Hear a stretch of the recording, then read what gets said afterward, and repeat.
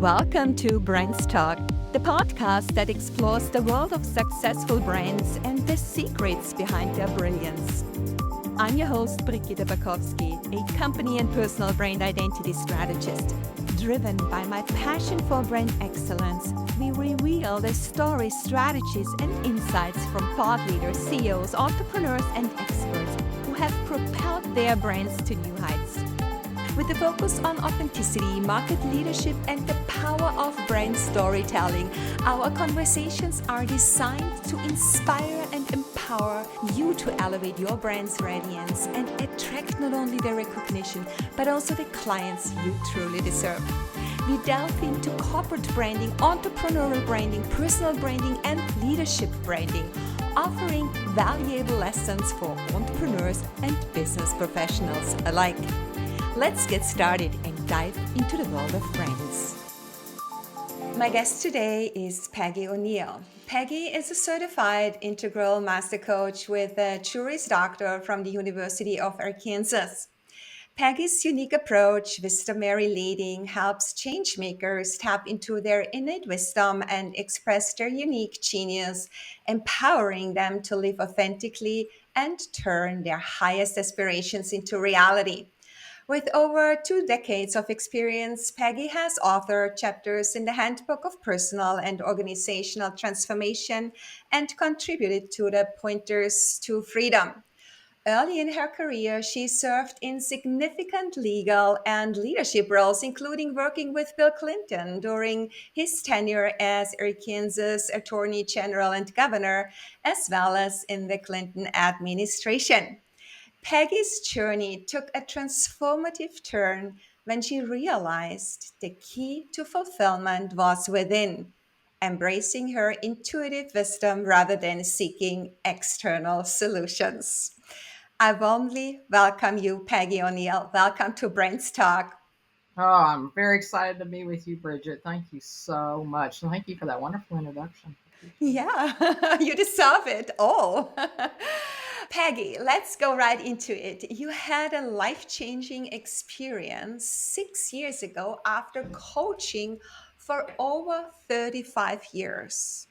You started transitioning into something new, something with a higher purpose.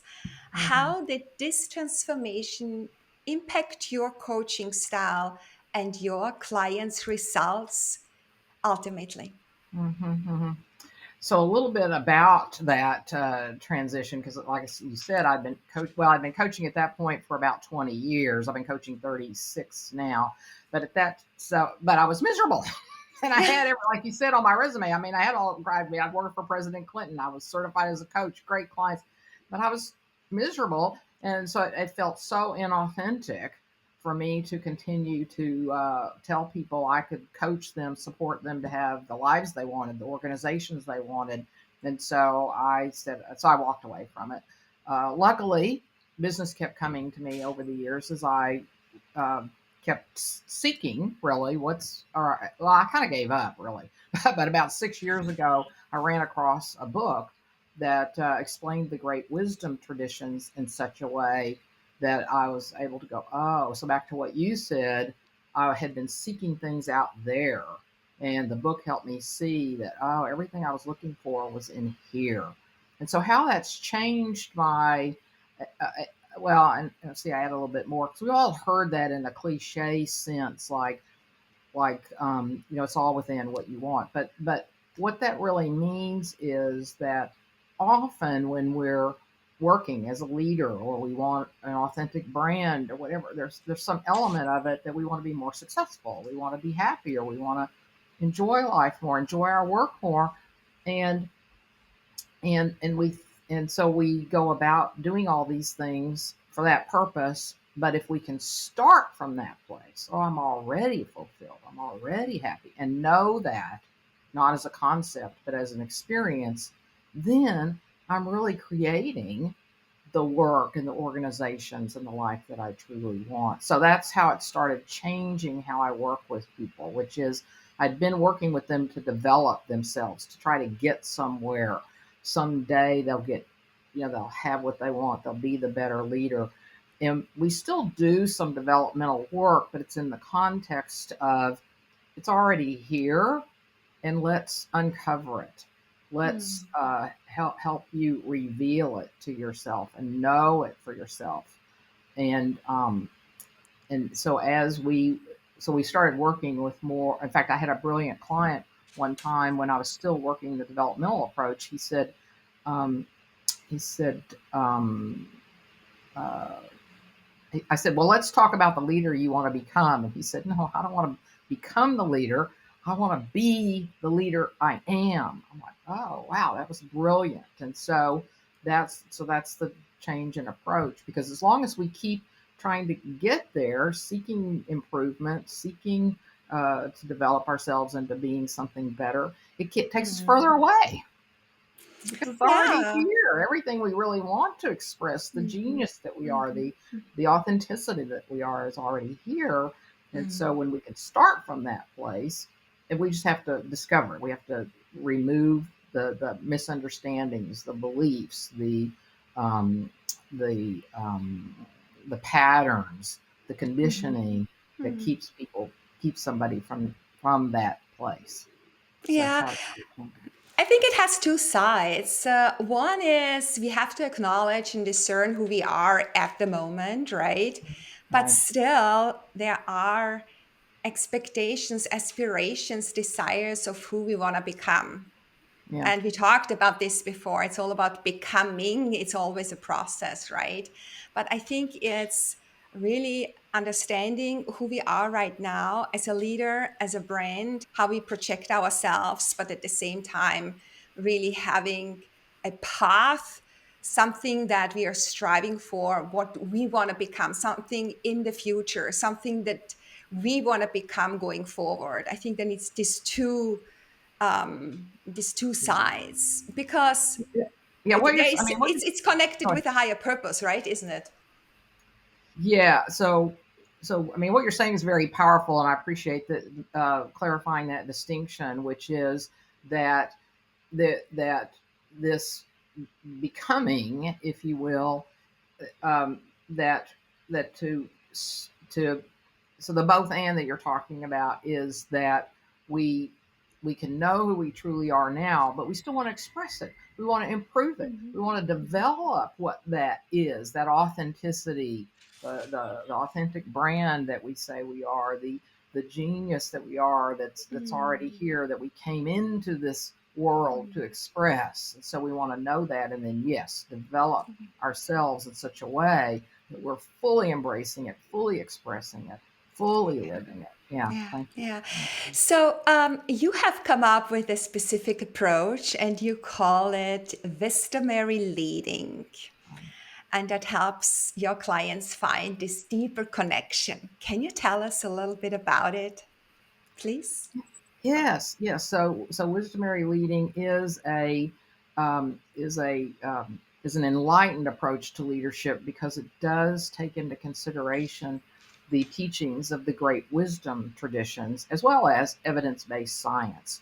So science actually informs us about who we truly are. That, I mean, most everybody thinks, and talking about higher purpose, most everybody feels that there's something bigger than themselves, that they're connected to something larger than themselves, that they're inspired by something larger than themselves. And we also talk a lot about how we're all connected, that we're not totally separate from anything, that we're connected to the people we're around.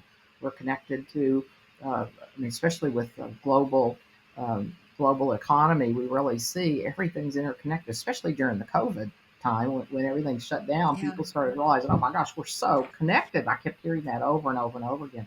So we embrace those understandings, and that's what makes it wisdomary, because now I'm leading with wisdom. I'm leading from the wisdom that, by asking myself, asking the universe for guidance, then I'm leading with wisdom, and leading with the wisdom of science, and then what we instinctively know. Yeah, we're all connected.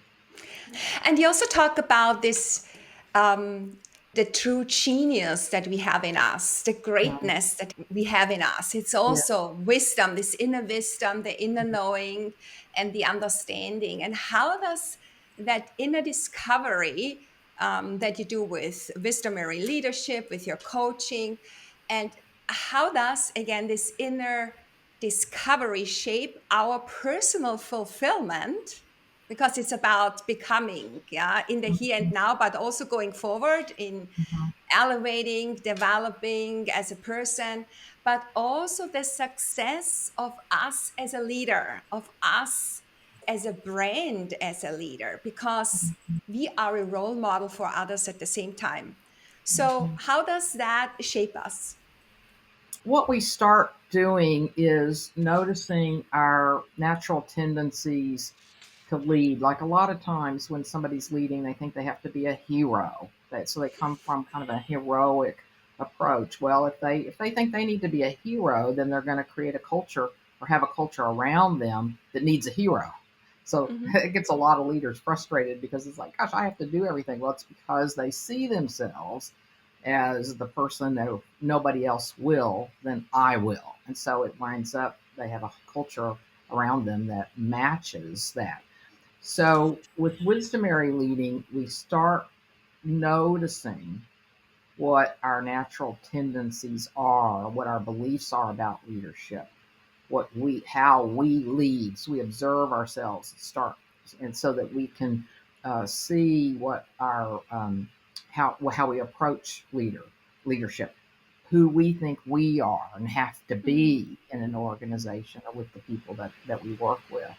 And so once we can see that, then we don't have to be what I call, um, um, that can take over. That can be where uh, it's invisible to us until we start examining it. And so it's in charge rather than we're in charge because our underlying beliefs and conditioning that we can't see, that's unconscious to us, it's running us.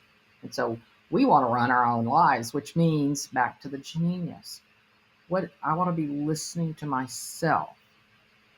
And how do we do that? So a lot of people talk about intuition. And when I talk about intuition in the way we're talking about it today, I don't mean intuition like a skill, but I'm talking about intuition that's this natural ability we have to tune in with ourselves, to tune in with other people, to notice what Mhm. resonates with Mhm. us, Mhm. what is true for me, and that is done from, again, looking within rather than our rational mind. What a lot of people do when they start looking at, well, what truly matters to me, or what's the difference I want to make, or who do I want to be, how do I want to be in the world, they answer it from a rational place, from maybe what society expects or what I've always expected or what I think a good leader or a good person ought to be.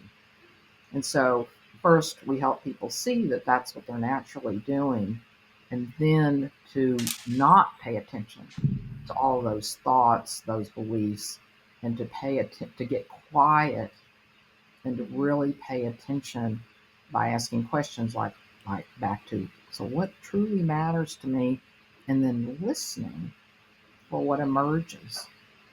That's going to start helping them access the wisdom, access the true genius, because they're getting quiet and they're not answering it with the rational mind, which is just going to tell them what they already know.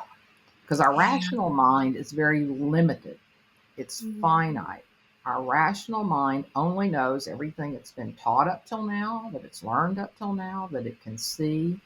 And this wisdom that is who we are is is not taught, not learned. And so that's a new learning with Wisdomary Leading. What we do is help us. So how do we access this? How do we actually do it? Mhm. Because none of us, most of us, haven't been trained or taught. How do we really listen to us? Listen to what the universe is trying to Mhm. share with us, what the universe is hoping will express. Now, this isn't really out there. I think probably everybody has had the experience of, where did that idea come from? God, I would have never thought of that. Where did that come from? That's what I'm talking about. But I'm talking Mhm. about living more from that place rather than more the reaction, like, oh gosh, I don't know where that came from. That's not something I normally think about. Mhm. Mhm. And that we start living more from that place Mhm. rather than our rational thinking that's trying to figure things out, solve problems. And there's a place for that, but we want to bring more wisdom. What because that's infinite. Wisdom is infinite. Wisdom is Mhm. potential. Wisdom is possibility. In fact, wisdom is also freedom. And so there's so much information, creativity, ideas that are Mhm. possible if we can just listen to ourselves Mhm. and be curious with a real curious bent to it. And then we can also bring that to the people that we're around, really be curious and listen from that place, not from our thinking mind, but listen from that opening and curiosity, and then also see what emerges from the collective. If I have a Mhm. team, I can really sit there and we can all really listen and be curious, see what Mhm. emerges from the team. Now, it does take some patience, being still, quiet, but yet that's where the richness is. People that are seeking purpose and meaning in life, that's the purpose and meaning that they want to feel that. We want to experience purpose and meaning. And this is the way to Yeah. really experience it because those ideas come, those connections with the people we're around, the insights, the inspiration, the passion. That's where all of that is that we all long for. So, That's so beautiful, Peggy. I really love that. What I'm getting here is it's really about being compassionate with ourselves mm, and taking the time to be quiet, to go into stillness and to listen, to open mm, up, to receive. And that's what I'm hearing here. Because when we are mm, doing that, the possibilities will come, as you say. And I guess also that the universe conspires with us in a sense, yeah. right? And to have this freedom and then all the ideas come, the creativity is strong here. And the same holds also with the people that we lead, right? It's being Mhm, compassionate with them. And mhm, that means really being empathic, putting ourselves into their shoes, having mhm, understanding from where they are coming from, and mhm, understanding their needs, their pain, their desires, and then yeah, finding solutions together. And that mhm, being mhm. compassionate with ourselves first and then also with others means that we Mhm. are leading in a human way. And Yeah, that brings about healthy connections.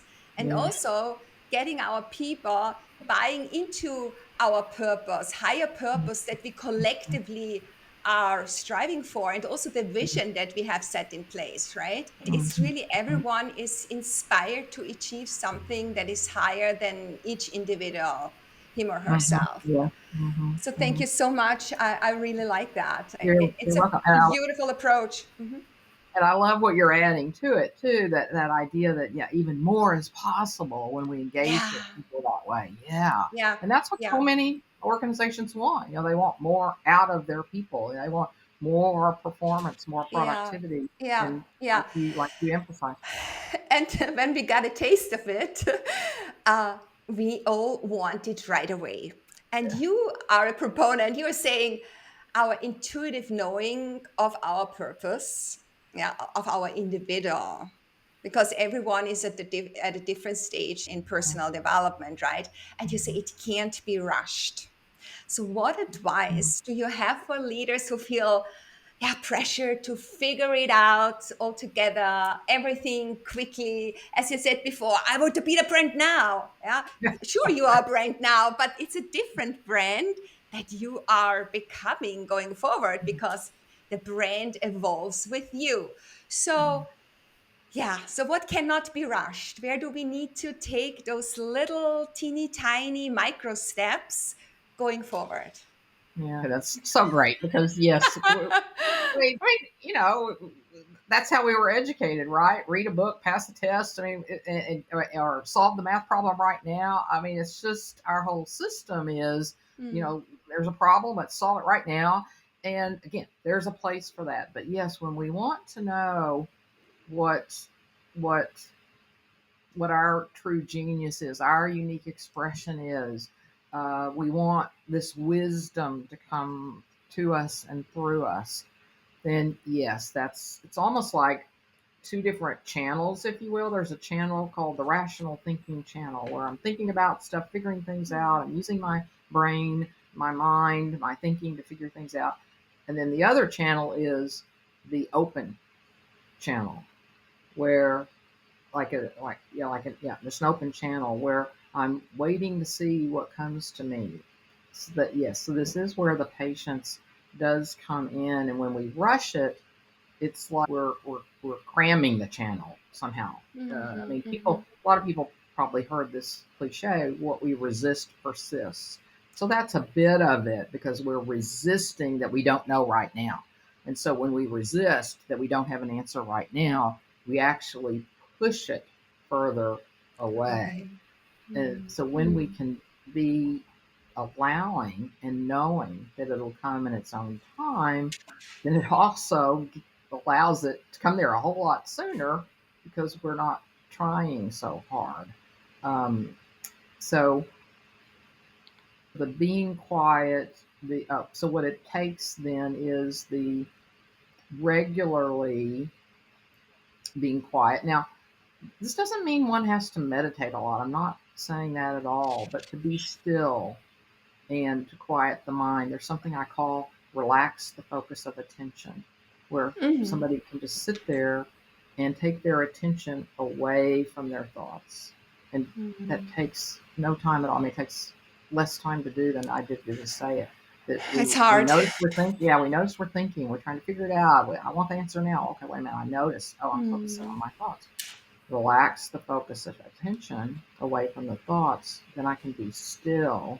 And I'm actually in that moment accessing the wisdom, the open space that where the answers can come, the insights can come. And so when I return to that real regularly, that starts becoming a habit. And then in a way, it helps with this impatience because then I have something to do. I have something to do that'll help me know I'm staying the course to be more skillful at allowing wisdom, listening for wisdom.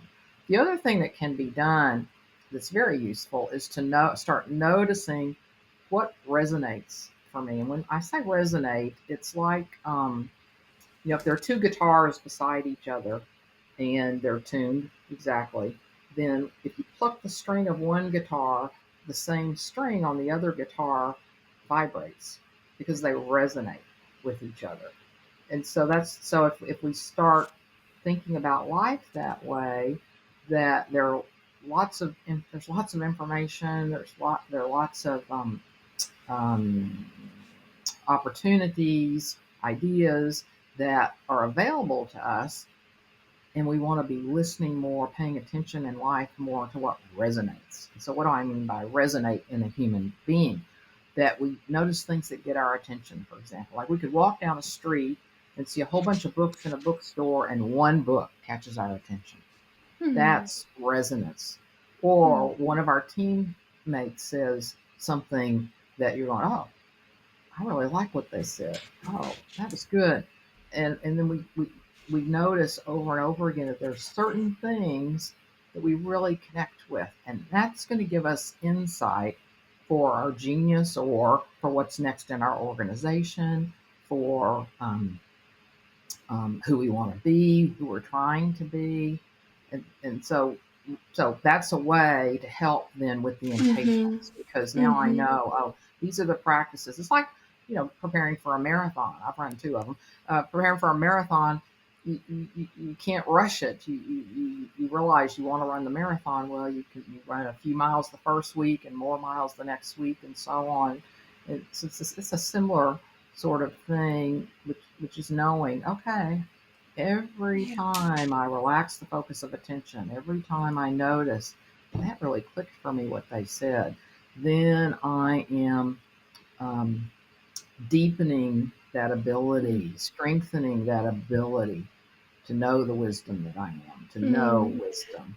And so then another element is the trust that, I'll Yeah. know when I know. And all of that, it's not easy. It's a lot easier for me to say Yeah. than to Yeah. do because Yeah. we, Yeah.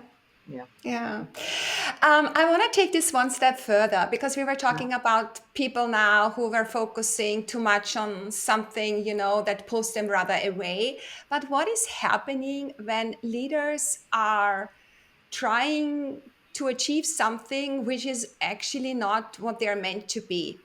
Yeah. Mm, So they're focusing on something that is not resonating, that mm, is the wrong thing. So, mm, can you explain what is happening in these cases and how you guide them to refocus to find their purpose? Now, this is the mm, extreme position when someone is mm, really going kind of the wrong path or makes a mm, huge detour because there's mhm, always something to mhm, take away, right? So mhm, let's say it's a detour.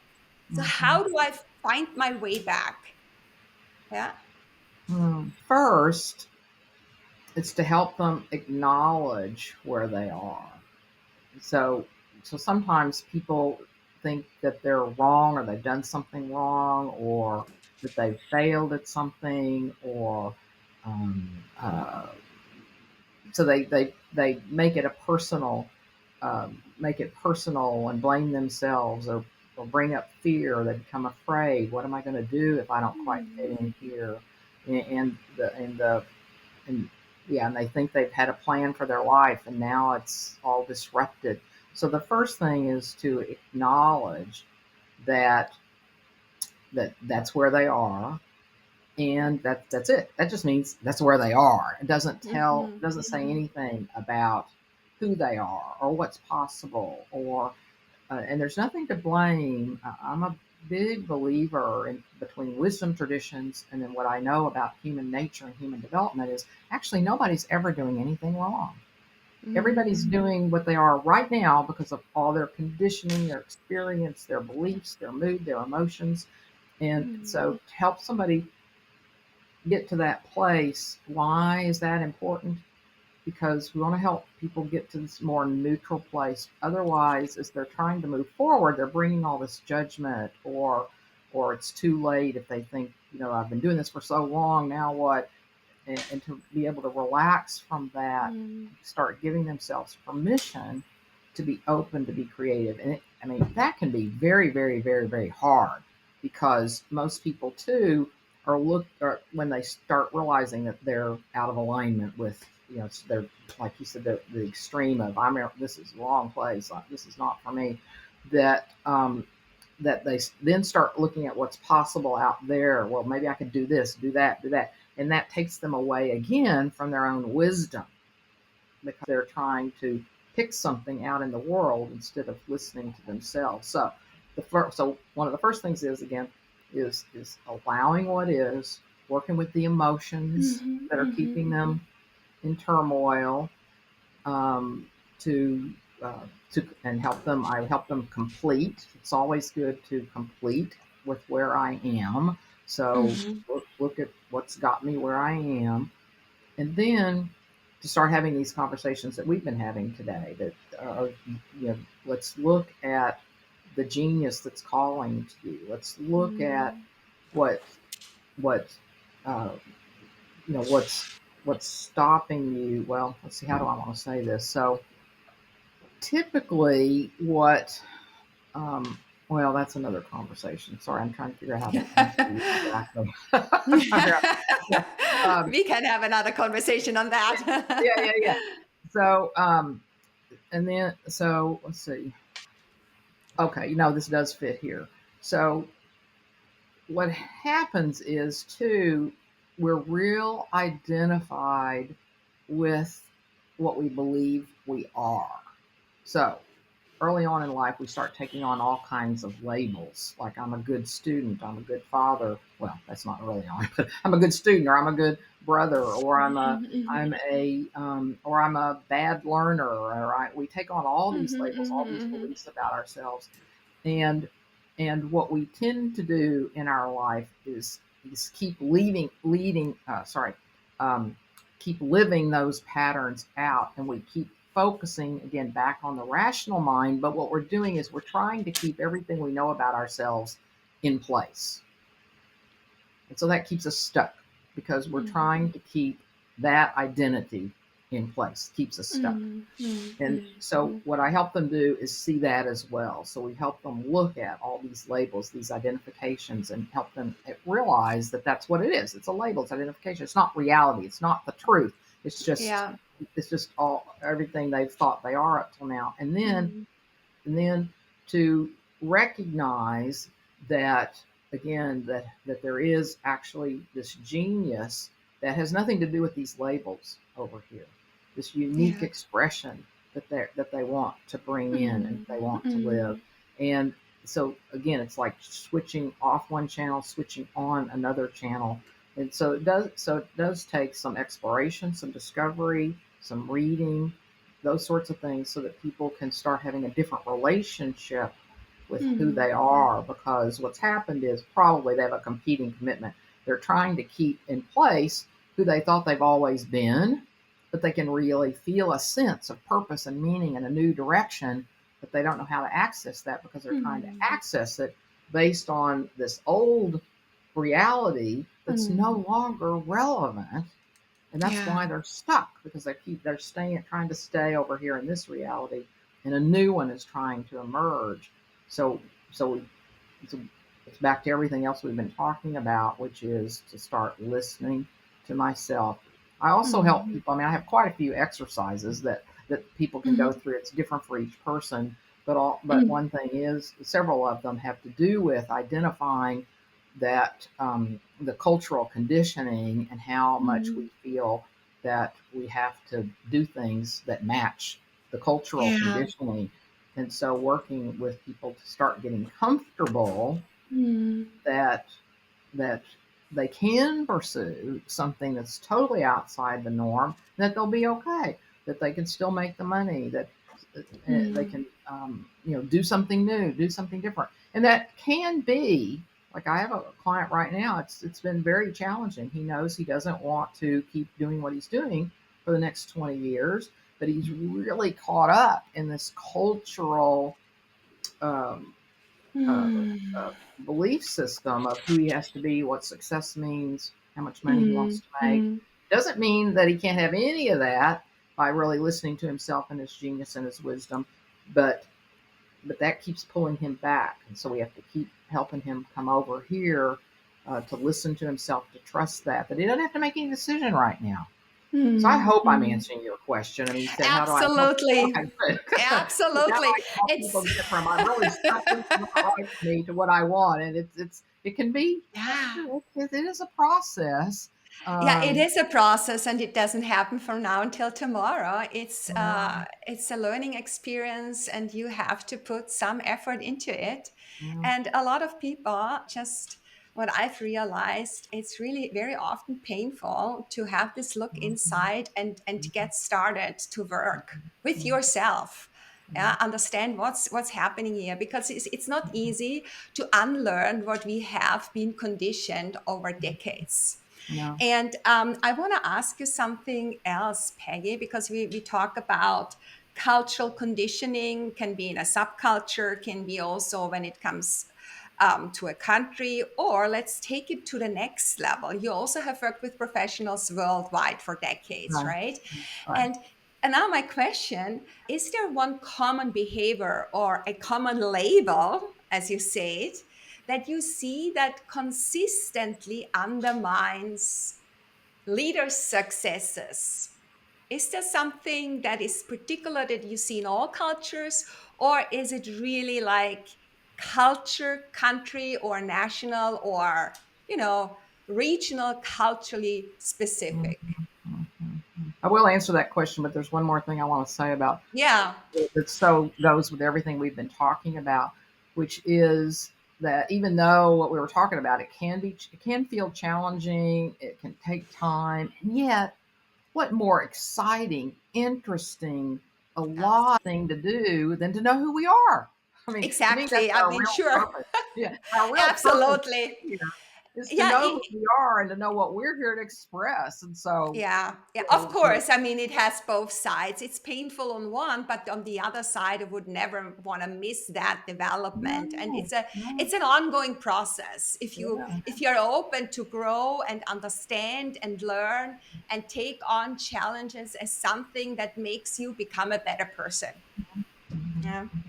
All right. So, Back to what the is underlying thing of the one thing people do. Yeah, so we've talked about it indirectly already, but it's the one thing people do that undermines all their efforts is they believe their thoughts. yeah, yeah, and we are not our thoughts, right? They're not our thoughts, and people Okay. believe them. Like, oh, I should do this. I shouldn't do that. I was bad. I was horrible when I did this. They're horrible when they do that.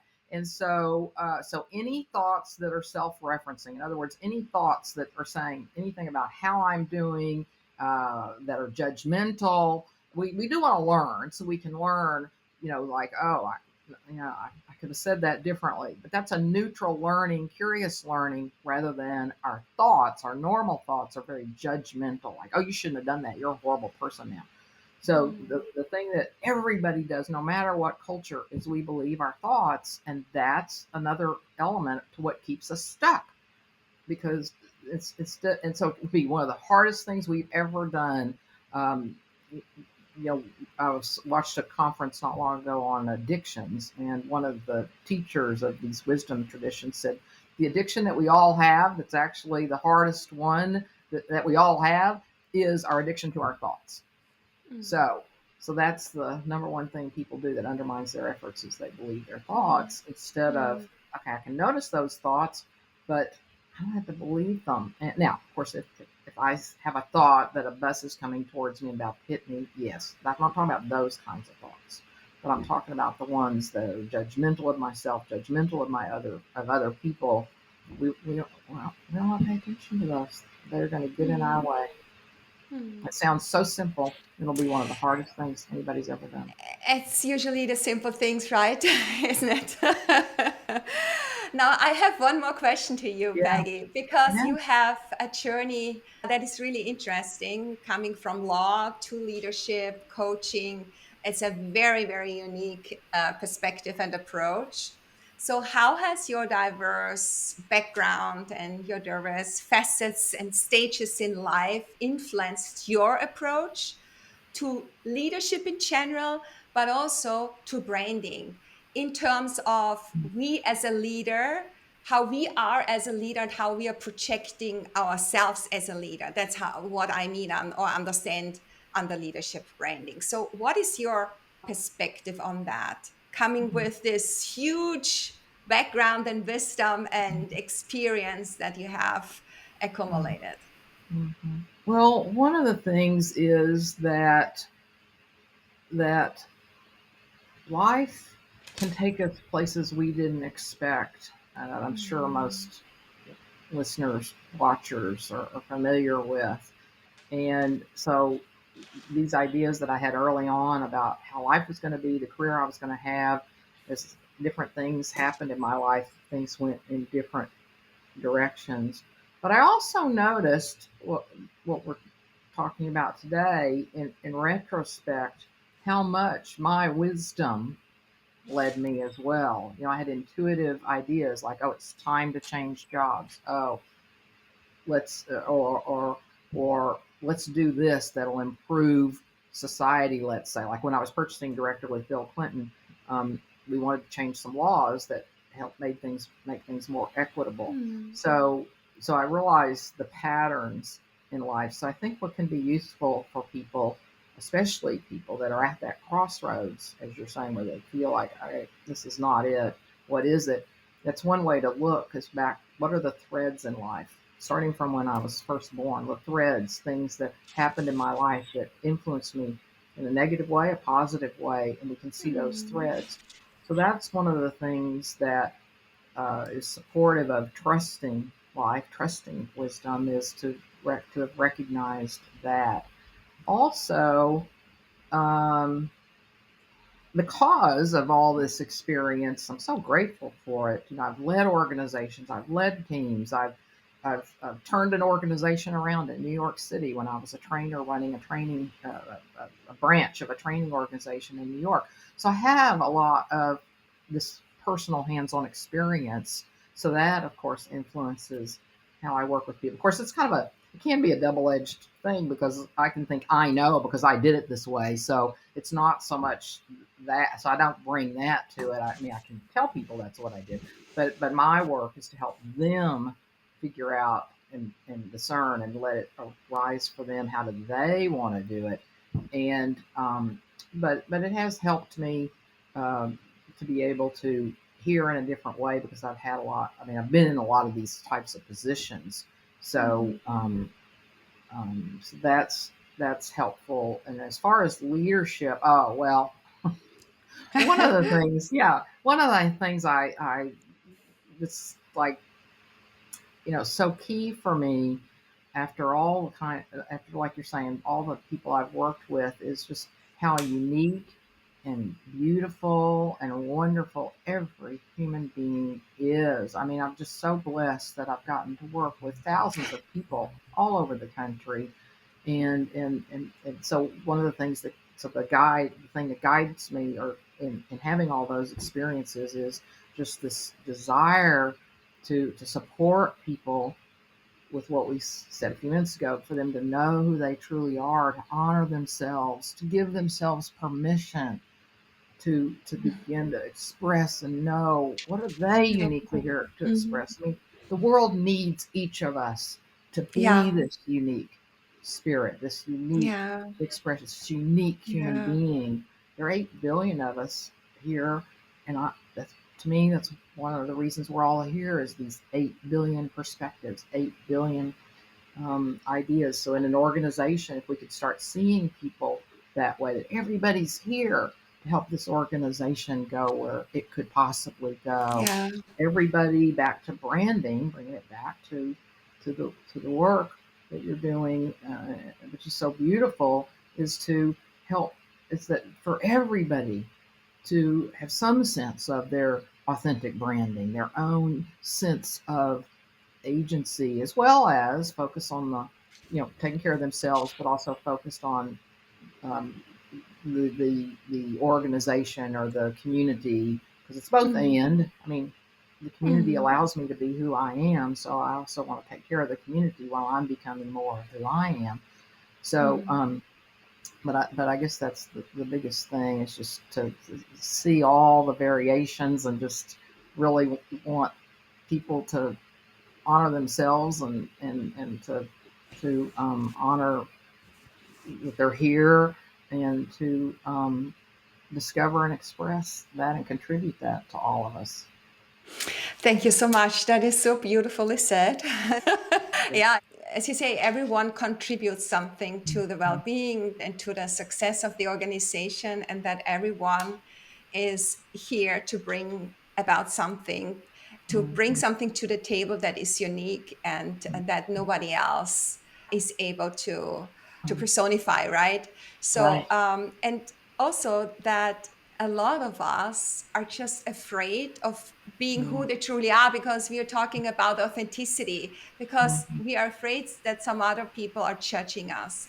But Mhm. if we are leading in a way, as you say, coming from a wisdomary leading perspective, Mhm. then it is okay, right? It's okay how that person is. And there is something beautiful and unique about that person that we need as an organization.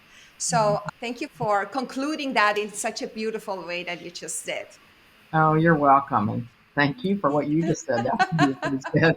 Peggy, I would like to conclude with a word wrap. I'm throwing out a term, and I would Okay. love for you to either have a term to explain it or a short sentence that All you, right. yeah, that you have top of mind. All right. When it comes to identity, what does it mean to you? Two kinds of identity. I can identify with all the labels that that's who I am, Mhm. or I can see myself as the wise being that I truly am. So which am I going to identify with? The conditioned Yeah. being or the wise and free being. Oh, that is great. Fulfillment. That is inherent in all of us. That if we can connect with the fulfillment that's already there, we can be living in the world, um, supporting our organizations, our families, our communities from this place of fulfillment and wholeness and completeness. And then that's the experience people have when we're with somebody that's experiencing that, instead of what, again, many of us are conditioned to do, to try to seek fulfillment in more money or the job or the family, instead of starting from the ground of fulfillment and bringing fulfillment to everybody. Oh, that's brilliant. Balance. Balance would be, well, I really encourage people to explore how they really want to live. So that would be balance, from my perspective, is how do you really want to live, and to not necessarily think of 8, 8 hours working, 8 hours sleep, 8 hours to or something like that. To think balance. What's balance for me? Which means what matters to me. How do I really want to live? Back to wisdom, back to knowing, back to listening to my true self, my authentic self, for that guidance. And then that would be the balance, because now they're totally aligned. Everything resonates for them. So they're aligned with that, and that's balance for me. Oh, wow. Awesome. And my last term is brands. What brands means for me is, well, it is somewhat back to identity, I think. So I'll circle back to identity, so that our brand can be something that we hope will project something that we think other people want, but it's probably going to be inauthentic. Or I can do both, and I can think, well, what's true for me? What's true for me? And yes, then I want to be expressing it in a way that it can be heard and seen by other people. So rather than just a brand that we think will sell something or get me a job, that it's we come back from within what matters, what's the authentic brand that does represent the being that I am and how I want to live in the world. Wonderful. Thank you, Peggy. Now, Peggy, where can listeners find you and get in touch with you? So, so I'd love anybody has any questions, they want to get in touch with me, they can email me at Peggy, Peggy, at Peggy-O'Neal, ONEAL.com. They can get my newsletter that has articles every week that are about these subjects at Peggy-O'Neal.com. I have a LinkedIn page, Facebook page, and I think you're going to post all of that. So that's how people can find me, and I'd love to talk to anybody who wants to be in touch. Thank you. Wonderful. Peggy, thank you so much for being my guest today on BrandsTalk and sharing with us your approach to leading with your signature process, Wisdomary Leading, and how we can elevate our brands through purpose and fulfillment. Thank you so much for being my guest today. You're very welcome. It was a pleasure. I love being here with you. Loved it, Bridget. Thank you. If you loved the episode, don't forget to hit follow on your favorite app. Share it with your network and drop me a quick rating or review. Your support means the world to me and brings more exciting brand stories to you. Stay tuned for the next episode as we continue to explore the fascinating world of brands. Until then, keep shining.